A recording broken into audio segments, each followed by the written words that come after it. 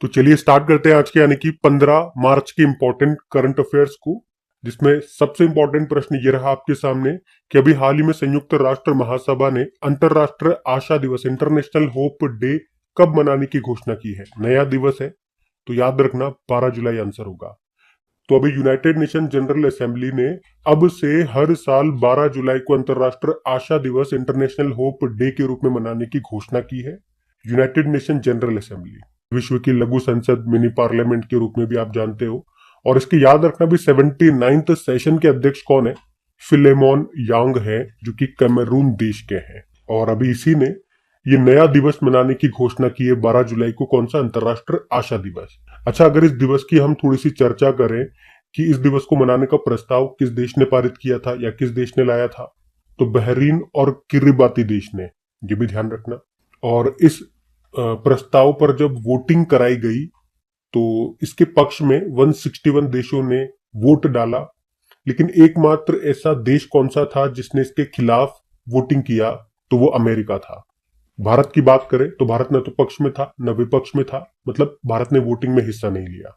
अब यहाँ पे एक काम करता हूं मैं, ये नया दिवस है ना, तो इसी तरह से पिछले 1 2 3 साल में जो भी हमने नए दिवस मनाने शुरू किए हैं वो सारे मैं आपको यहाँ पे रिवाइज करवाता हूँ, क्योंकि ये मौका बहुत कम आता है जब हम नए दिवसों को रिवाइज करें। तो आज हमारे पास मौका है तो रिवाइज कर लेते हैं। तो देखो, अगर पूछे अभी ग्लेशियर दिवस ये कब मनाया जाएगा, तो ये नया दिवस है 21 मार्च को। विश्व ध्यान दिवस मेडिटेशन डे 21 दिसंबर को। संविधान हत्या दिवस 25 जून। अंतरराष्ट्रीय खेल दिवस 11 जून। अंतरराष्ट्रीय आलू दिवस 30 मई। विश्व फुटबॉल दिवस 25 मई। यूनाइटेड नेशन जनरल असेंबली ने ही 24 मई को अंतरराष्ट्रीय मार्खोर दिवस के रूप में भी घोषित किया था।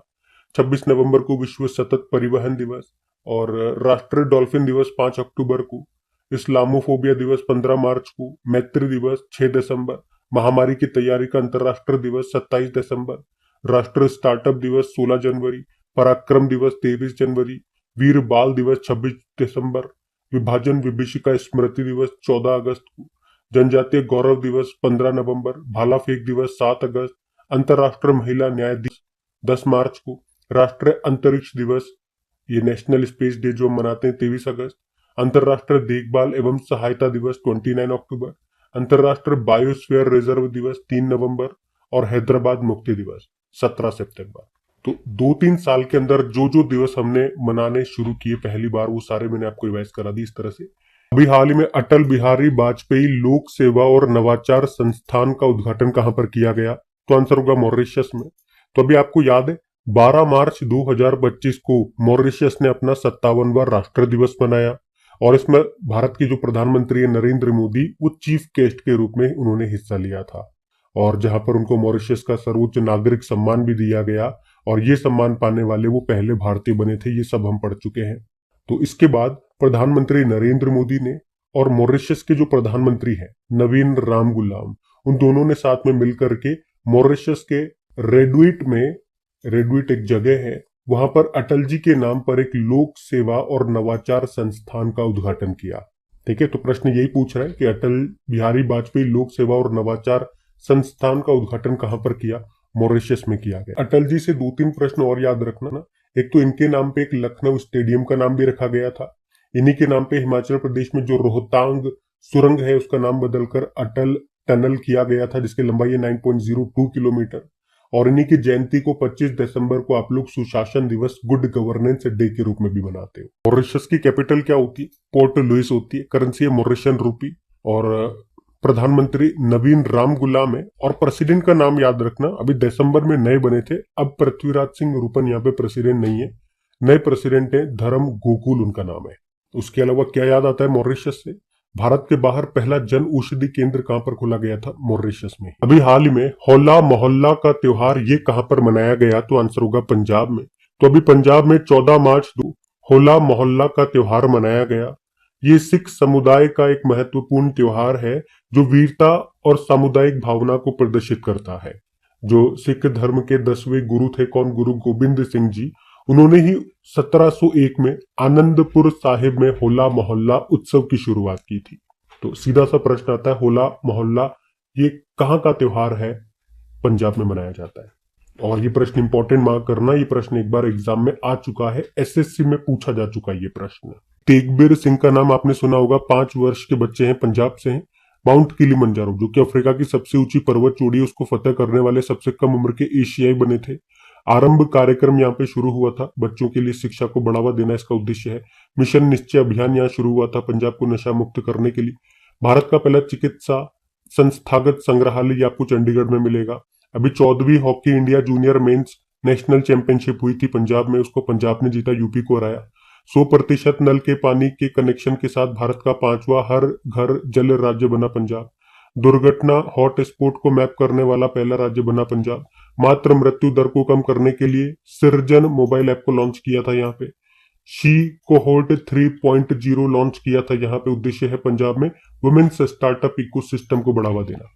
और अभी पंजाब सरकार ने महिलाओं और बच्चों को हिंसा से बचाने के लिए प्रोजेक्ट हिफाजत भी शुरू किया था, ये भी पढ़ा था हमने। हाल ही में गर्री मेला बालकृष्ण प्रसाद का निधन हो गया। अभी क्या थे? शास्त्रीय गायक थे। तो गर्री मेला बालकृष्ण प्रसाद वे कर्नाटक के प्रसिद्ध शास्त्रीय गायक रहे और तिरुमला तिरुपति देवस्थानम के पूर्व अस्थाना विद्वान यानी कि दरबारी संगीतकार भी रहे थे, लेकिन अभी हाल ही में उनका निधन हो गया। और अभी प्रधानमंत्री नरेंद्र मोदी जी ने भी उनके निधन पर शोक व्यक्त किया। तो ये काफी चर्चा में है, इंपॉर्टेंट व्यक्ति है तो प्रश्न इंपॉर्टेंट होता है। अच्छा, इसी तरह से अब कुछ इंपॉर्टेंट व्यक्तियों का जिनका हाल ही में 2025 में निधन हुआ, वो सारे मैं आपको रिवाइज कराता हूँ। लेकिन इसी से संबंधित एक प्रश्न मैं आपको रिवाइज कराऊं। अभी कुछ समय पहले ही भारतनाट्यम और कुचिपुड़ी नृत्यांगना यामिनी कृष्ण मूर्ति का भी निधन हुआ था, तो वो भी इंपॉर्टेंट नाम रहेगा। 2016 में तो पद्म विभूषण उनको मिला था। उनकी ऑटोबायोग्राफी याद रखना, अ पैशन फॉर डांस उनकी ऑटोबायोग्राफी है। और वे तिरुमला तिरुपति देवस्थानम की अस्थाना नर्तक थी। इसी प्रश्न से मिलता जुलता वो नाम है, इसलिए मैं आपको यहाँ पे रिवाइज करा रहा हूं उनका नाम। उन्हें कुचिपुड़ी नृत्य शैली की मशाल वाहक भी कहा जाता है। क्या नाम है? यामिनी कृष्ण मूर्ति। ठीक है। अब 2025 में जिनके निधन हुए उन इंपॉर्टेंट व्यक्तियों के मैं आपको नाम रिवाइज करवाता हूं। तो देखो फिर, मिलिंद रेड्डी की बात करें, अब ये एनसाइक्लोपीडिया ऑफ मुंबई क्रिकेट इनको कहा जाता था, निधन हो गया। सुक्री बोम्मागुड़ा कर्नाटक के हलक्की वोक्कालिगा समुदाय की प्रसिद्ध लोक गायिका थी। उन्हें समुदाय की लोक परंपराओं का चलता फिरता विश्वकोश कहा जाता था, निधन हो गया। दुनिया की सबसे बुजुर्ग ओलंपिक गोल्ड मेडलिस्ट एग्नेस कैलेटी का निधन हो गया, वे हंगरी से थी। फ्रांसीसी भारतीय संस्कृत विद्वान डॉक्टर पियरे सिल्वेन का निधन हो गया, 2024 में पद्मश्री मिला। पूर्व मुख्य वैज्ञानिक सलाहकार डॉक्टर आर चिदम्बरम का निधन हो गया, 1999 में पद्म विभूषण मिला था। जैसे वर्तमान में हमारे मुख्य वैज्ञानिक सलाहकार अजय कुमार सूद है। दुनिया की सबसे बुजुर्ग महिला और व्यक्ति का निधन हुआ था, जापान की थी, टोमिको इट्टू का, 116 वर्ष की। अब सबसे बुजुर्ग महिला कौन बन गई है या सबसे बुजुर्ग व्यक्ति, वो ब्राजील की एक नन है। डॉक्टर के एम चेरियन हृदय रोग विशेषज्ञ थे और 1975 में भारत की पहली सफल कोरोनरी धमनी बाईपास सर्जरी उन्होंने की थी, निधन हो गया। नामीबिया देश के पहले राष्ट्रपति सेम नुजोमा का निधन हो गया। उड़ीसी नृत्य के जनक कहे जाते थे मायाधर राउत का निधन हो गया। गोदावरी सिंह काष्ठ कला लकड़ी के खिलौने बनाते थे, 2024 में पद्मश्री मिला, इनका भी निधन हो गया। और एक हमने पढ़ा था, दुनिया की सबसे उम्र दराज टेस्ट क्रिकेटर रॉन ड्रेपर का भी निधन हो गया, वे साउथ अफ्रीका से थे। हाल ही में कोल इंडिया ने स्वच्छ कोयला ऊर्जा और नेट जीरो केंद्र, जिसको नाम दिया क्लीन्स, इसको अभी शुरू करने के लिए उन्होंने किसके साथ समझौता किया? तो आईआईटी हैदराबाद। तो अभी कोल इंडिया ने स्वच्छ कोयला ऊर्जा और नेट जीरो क्लीन्स केंद्र स्थापित करने के लिए, जो कि एक तरह का उत्कृष्टता केंद्र एक्सीलेंस सेंटर है, तो उसका स्थापित करने के लिए भी आईआईटी हैदराबाद के साथ समझौता किया है। तो इसमें ये ऐसी एडवांस टेक्नोलॉजी डेवलप करेंगे जो न्यूनतम कार्बन उत्सर्जन के साथ कोयले के उपयोग को सक्षम बनाएगी, ये इसका मुख्य उद्देश्य है। और आप जानते हो हमारे कोयला मंत्री कौन है? जी किशन रेड्डी है। अब आईआईटी वाला ये प्रश्न है, तो आईआईटी से संबंधित कुछ महत्वपूर्ण प्रश्न मैं आपको रिवाइज कराता हूं जो रिसेंटली अभी न्यूज में बने हुए हैं। देखो, अभी आपको याद होगा डीआरडीओ ने हल्के वजन वाली बुलेट प्रूफ जैकेट अभेद डेवलप करने के लिए आईआईटी दिल्ली के साथ समझौता किया था। आईआईटी मद्रास ने अपना पहला अंतरराष्ट्रीय अनुसंधान केंद्र कहां पर खोलने की घोषणा की? दुबई में। अमोलेड डिस्प्ले तकनीक के लिए भी अनुसंधान केंद्र कहां शुरू हुआ? आईआईटी मद्रास। आईआईटी बॉम्बे, इसने दर्द रहित इंजेक्शन के लिए सुई रहित शॉक सिरिंज डेवलप की। आईआईटी मद्रास भारतीय कृषि में डिजिटल क्रांति लाने के लिए प्रोजेक्ट विस्तार शुरू किया। आईआईटी हैदराबाद इसने डीआरडीओ के साथ मिलकर भारत की सबसे बड़ी मेटल 3D प्रिंटिंग मशीन का अनावरण किया। आईआईटी इंदौर इसने मेटी इलेक्ट्रॉनिक्स एंड आईटी मिनिस्ट्री के सहयोग से एग्री हब नाम से एक सेंटर ऑफ एक्सीलेंस लॉन्च किया। आईआईटी मद्रास भारत का पहला कैंसर जीनोम एटलस लॉन्च किया। आईआईटी गुवाहाटी अभी इसने सेना के लिए उच्च ऊंचाई पर बांस आधारित बंकर तैयार करने के लिए समझौता किया था। आप जानते हो भारत के बाहर पहला आईआईटी किसने खोला? आईआईटी मद्रास ने। कहां पर? एक अफ्रीकी देश है तंजानिया, वहां पर। और उसकी पहली महिला डायरेक्टर बनी थी प्रीति अगलायम। और अगर पूछूं कि अभी किस आईआईटी ने अबू धाबी में अपना पहला अंतरराष्ट्रीय परिसर का उद्घाटन किया था, तो आईआईटी दिल्ली आंसर होगा। हाल ही में गंभीर रूप से बीमार बच्चों के लिए मानव दूध बैंक, जिसको नाम दिया पयोधी, इसको किसने शुरू किया? तो आंसर होगा दिल्ली। एक्चुअली में एम्स दिल्ली ने अभी समय से पहले जन्मे बच्चों के लिए पयोधी मानव दूध बैंक को शुरू किया है, जो गंभीर रूप से बीमार नवजातों को मानव दूध उपलब्ध कराएगा। अच्छा, इसकी जरूरत क्यों पड़ी या इसकी जरूरत क्यों है? तो आप सबको पता है, जो एक नवजात शिशु होता है उसके लिए पहला खाना बोल दो या उसकी पहली दवाई बोल दो, पहली मेडिसिन, वो माँ का दूध होता है, जिससे उसका पेट तो भरता ही है, उसी के साथ जो भी सभी पोषक तत्व होते हैं, जो भी प्रोटीन्स वगैरह चाहिए होता है, जो भी एंटीबॉडी, जो भी रोग प्रतिरोधक क्षमता है जिसकी उसको जरूरत है, वो सब माँ के दूध से उसको मिलता है। तभी तो कहते हैं एक शिशु के लिए माँ का दूध उसके लिए अमृत होता है। पर कुछ मामले ऐसे होते हैं जहाँ पे नवजात शिशुओं की माएँ बीमार होती है या किसी दूसरी मेडिकल प्रॉब्लम के कारण वो अपने शिशुओं को दूध नहीं पिला सकती, या कुछ ऐसे केसेस होते हैं जिसमें बच्चों के जन्म के दौरान उनकी माँ की मृत्यु हो जाती है। तो इस केसेस में उन बच्चों को यहाँ से दूध उपलब्ध कराया जाएगा। तो उसी के लिए अभी एम्स दिल्ली ने ये मानव दूध बैंक पयोधी को शुरू किया है। अभी हाल ही में महिला उद्यमियों को बिना गारंटी लोन देने के लिए अभी अस्मिता नाम से एक लोन योजना किसने शुरू की? तो आंसर होगा स्टेट बैंक ऑफ इंडिया ने। तो अभी स्टेट बैंक ऑफ इंडिया ने अस्मिता योजना को शुरू किया है। इस योजना के तहत महिला उद्यमियों को बिना गारंटी के, वो भी कम ब्याज दर से लोन दिया जाएगा, जिससे महिलाओं को अपना खुद का व्यवसाय बढ़ाने में मदद मिलेगी। तो इसको शुरू किया स्टेट बैंक ऑफ इंडिया ने। तो इसके बारे में जानते हैं। देखो, वैसे तो इसकी जो शुरुआत है ना, अगर स्टार्टिंग से बात करें तो 1806 में बैंक ऑफ कोलकाता के रूप में इसकी शुरुआत होती है। फिर इसमें 1921 में दो बैंक, बैंक ऑफ बॉम्बे और बैंक ऑफ मद्रास शामिल हुए, और फिर ये तीनों मिलकर के बन गए इंपीरियल बैंक ऑफ इंडिया। और फिर बाद में लास्ट में 1955 में ये जो इंपीरियल बैंक ऑफ इंडिया है, इसे बना दिया गया state bank of India. Final हम देखेंगे लास्ट में एसबीआई कब बना था? 1955 में। तो इसकी स्थापना को हम बोलते हैं 1955। और इसका राष्ट्रीयकरण, नेशनलाइजेशन भी इसी वक्त हुआ था, 1 जुलाई 1955 में ही, इसीलिए इसकी स्थापना 1955 में हम बोलते हैं। हेडक्वार्टर इसका मिलेगा आपको मुंबई में, और इसके अध्यक्ष का नाम क्या है? श्री चल्ला श्रीनिवासुल्लू शेट्टी। और इसकी टैगलाइन क्या होती है? Pure banking nothing else. और एक प्रश्न एग्जाम में आया था, श्रीनगर की डल झील में किस बैंक ने फ्लोटिंग एटीएम, तैरता हुआ एटीएम लॉन्च किया था? तो एसबीआई ने। लेकिन याद रखना, ये एसबीआई का पहला तैरता हुआ एटीएम नहीं है। एक प्रश्न ऐसे भी बन सकता है कि एसबीआई ने अपना पहला तैरता हुआ एटीएम कब और कहां लॉन्च किया था?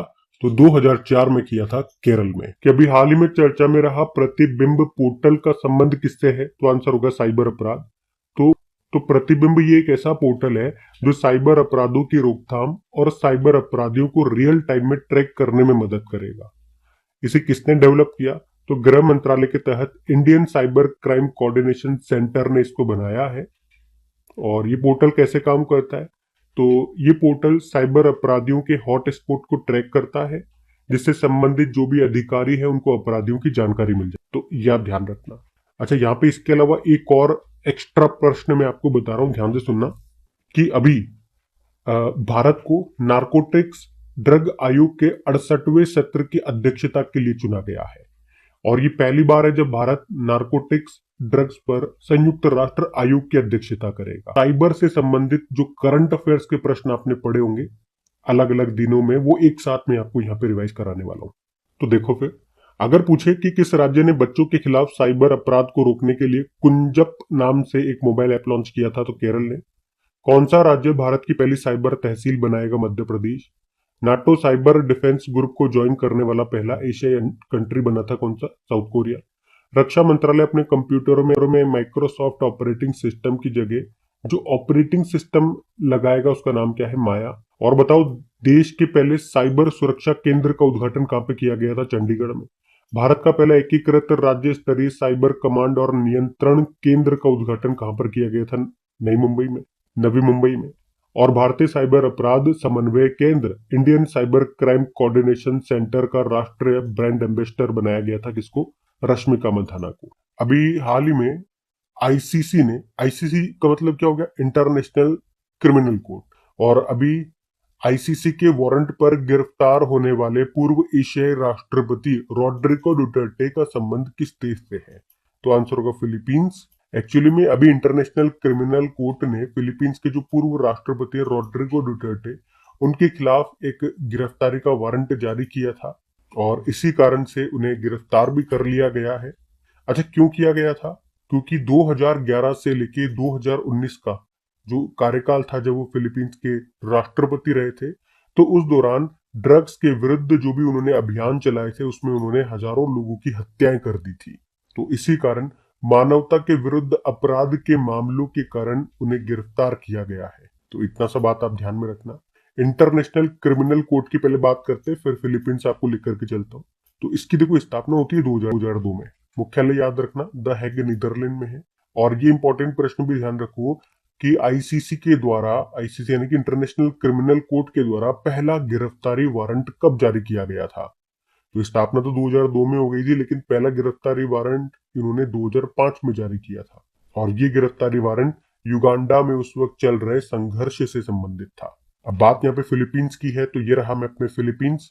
कैपिटल इसकी क्या होती है? मनीला। मनीला में आपको याद है चावल अनुसंधान केंद्र आपको मिल जाएगा। और रेमन मैग्सेसे अवार्ड, जिसे एशिया का नोबेल पुरस्कार कहते हैं, मनीला में ही दिया जाता है। और मनीला में आपको एशियन डेवलपमेंट बैंक का मुख्यालय भी मिल जाएगा। करेंसी होती है फिलीपींस पेसो। और आपको याद है ब्रह्मोस मिसाइल भारत से खरीदने वाला पहला देश ये फिलीपींस ही है। और गोल्डन राइस को अप्रूव करने वाला और बैन करने वाला जो पहला देश है वो फिलीपींस ही है। अच्छा, अब एक होमवर्क प्रश्न मैं आपको दे रहा हूं, आप बताओ world day for international justice, विश्व अंतरराष्ट्रीय न्याय दिवस, ये कब मनाया जाता है? बाकी ये थी आज की हमारी करंट अफेयर्स की क्लास। कमेंट करके जरूर बताइएगा सेशन आपको कैसा लगा।